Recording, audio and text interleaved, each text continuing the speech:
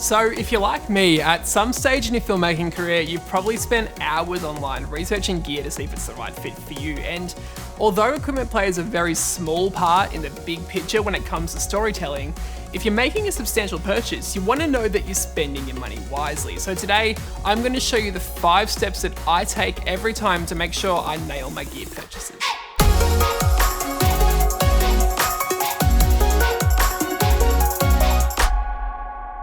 Hey, what's up? I'm mjhardinge and welcome to my channel, or welcome back if you have been here before. Now, I used to spend a lot of time, like many of you, looking at all the shiny toys we have on the marketplace for us filmmakers, and I've wasted so many hours researching bits of kit which I might never need to buy or even use. But it got me thinking there must be a quicker way to decide if a piece of equipment actually makes sense for you to purchase. So I came up with these 5 steps which will make your life so much easier and give you peace of mind when making purchases. So let's get into them. So is this piece of gear going to help me tell better stories? Now, this is going to be different for everyone, but when I'm looking for gear, I'm making the purchases knowing it's going to help me get a certain look or feel that matches my style of shooting. So let's say I'm debating like a light, for example. If I know that light's going to get me the look that I like for my shots, then it's going to help me nail my tone and feel further pushing my story.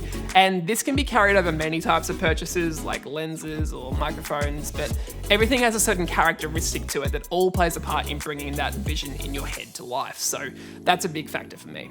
Number 2, is this going to fit into my style of shooting and speed up production? Now, most of my shoots are pretty run and gun with a very minimal crew, so we have to be really quick on set. Now, if the piece of equipment takes a long time to set up or pack up, I'm just less likely to use it. So, for example, if I was having to use traditional tungsten lights still, they're really heavy and they get hot and they require a lot of time to set up to get the soft quality of light that I aim for on my shoots. So, when I was looking for lighting, the logical choice for me was to upgrade to LED fixtures because they don't get hot, you can set them up easily, and they work beautifully with soft lighting situations. Moving on to number 3, can I use this piece of gear across all the different types of content that I shoot? Now, this is a big one. Some of us shoot a wide range of content, and like every profession, you need the right tools for the job. So if the equipment I have can work across multiple different types of productions I do, the better. For example, the Aperture 120D is a really versatile light because it has a Bowens mount on there, so I can pretty much add any accessory I need to on there. So for interviews, I can put it on a softbox and get that beautiful soft quality of light, or if I'm shooting an action film, I can put a Fresnel lens on that and just blast hard light into my scene. A lot of the time I'm out shooting B-roll for a corporate job in a badly lit room, and I can just throw a China ball or bounce the light off a ceiling to bring up the overall ambient light in a room. So the more versatile your gear is, the better. If a piece of gear doesn't fit this criteria and I'm only needing it for a couple of shoots every now and again, that's when I'm going to rent it over purchasing it. Moving on to number 4, is this piece of gear going to grow with me over time? Now, obviously this wouldn't apply to cheaper pieces of gear or necessities like cables and gaff tape, but this is a factor I use if I'm looking at something that's quite an investment or high price. So for example, like a lens or a camera.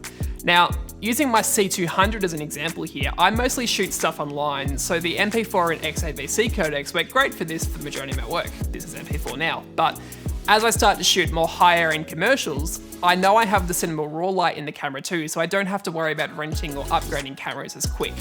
And considering the rate the technology is evolving these days, I don't like making big purchases if I'm already maxing out the potential of what the equipment can actually do for me, so I know I'll be requiring more out of the gear as I progress and hone my craft.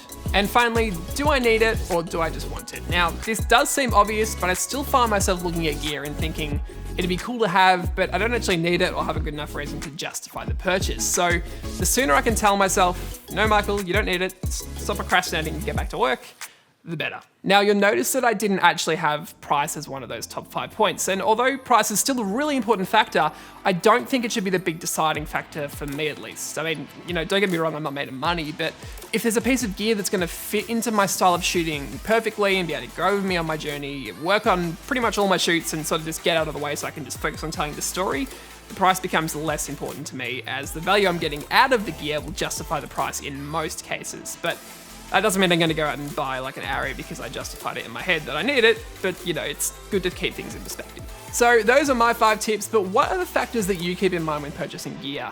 Feel free to drop a comment below and let me know. Also, if you have any questions or just want to connect with me, feel free to hit me up on Instagram or Twitter at mjhardinge. But that is it for now. Thanks so much for watching, and I'll catch you in the next video.